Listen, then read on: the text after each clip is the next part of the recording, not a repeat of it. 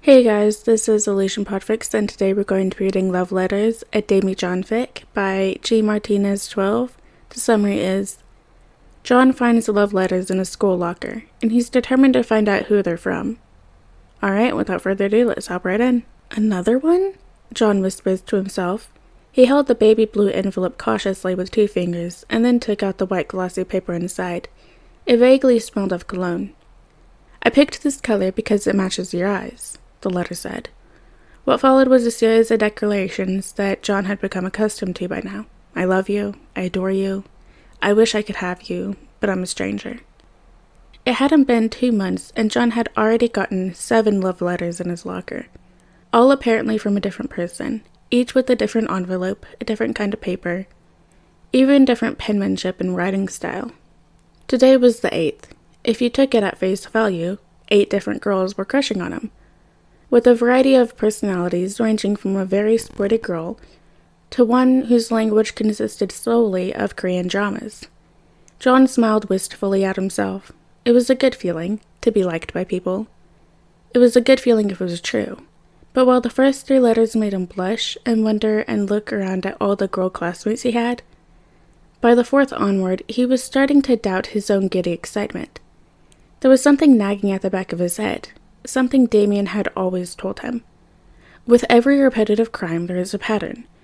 If you took even 5 seconds to notice them, you're already that much closer to understanding why Batman is as good as he is at what he does, and why I'm better, Damian had said one night during their patrol.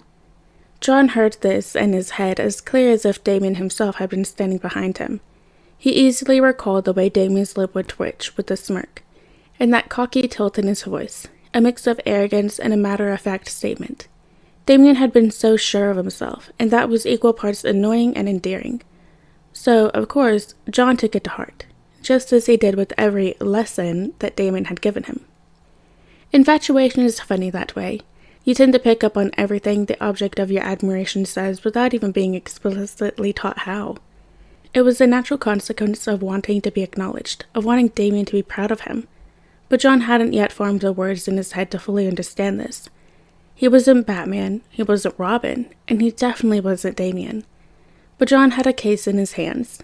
He smiled as he mused to himself that it would be remiss of him, as Robin's partner, not to solve it. He took out all 8 letters and gathered them on his bedside table side by side. He tried to look for a pattern. All of them were different. Nothing about them was anything at all related to each other.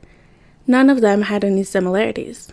John had just about considered announcing on the school PA that he was going to pass around a sign sheet for his dating list out of desperation when a thought had struck him, something very Damian-like.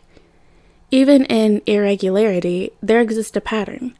When John thought about it, the letters were too different, almost intentionally different, as if they tried very hard to throw off John's attempt to see anything similar between them. They had different colors of envelopes, paper of varying thickness, different kinds of pen and ink and stickers and sizes.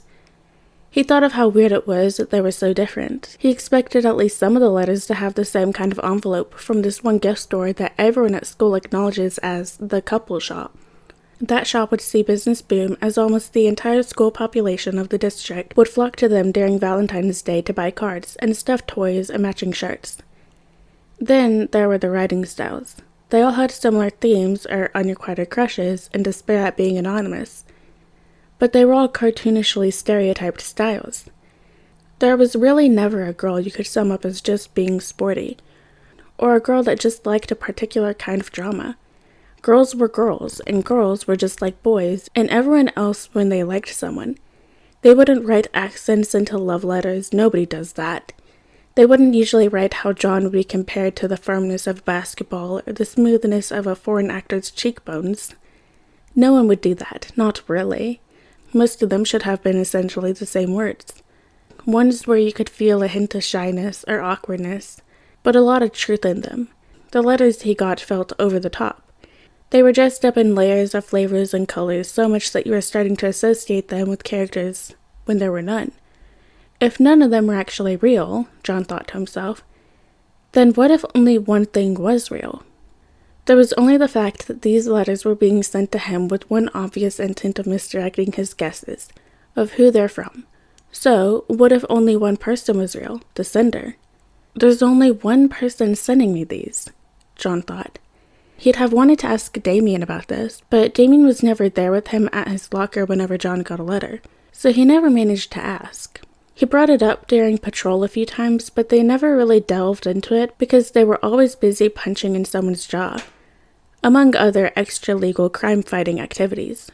Damian had never really given his thoughts about it, nor did he seem like he wanted to, which was odd in itself since Damian had gotten really talkative ever since they'd become friends. A crazy but wonderfully ecstatic thought occurred to him. "John, why did you have to call me here if all you wanted was a frap?" Damian asked. John got back to his seat carrying 2 tall mugs of chocolate fraps with extra whipped cream and cherries on top. He'd invited Damian to come to this particular cafe that he was fond of near his parents' apartment in Metropolis. It wasn't anything fancy. It was a family-owned business that could only seat a max of 15 people. It was at Starbucks, but it was cozy, quiet, and comfy, with the soft wood furniture and light jazz music creating a peaceful ambiance. It was the perfect place for what John had in mind. "Well, I had something important to tell you," John started as he sipped his drink. He didn't use a straw, so he drank from the cup, and a line of whipped cream remained on his upper lip, like a comical white mustache. He licked it off with a smile, and he could have sworn Damian's lip quivered. "Something you couldn't tell me on the phone?" Damian asked tiredly. He toyed with the straw, stirring the contents of the mug until the whipped cream had blended into the frap. "Kind of," John said, barely hiding the excitement from his voice. "Remember those love letters I keep getting in my locker? The ones I told you about? Well, I figured I knew who sent one of them, and I'm inviting them to a date, and they said yes." John ended with a huge grin that showed all his teeth, and it was all he could do from doing more and bursting into laughter.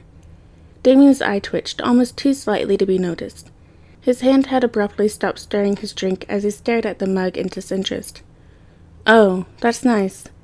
I don't see how this concerns me, though. I'll be back at headquarters if you need me." Damian made to leave his seat, but John put his hand over his, stopping him before he could even stand. John sighed, but it was one of more patience, as if he was patiently waiting for Damian to put 2 and 2 together.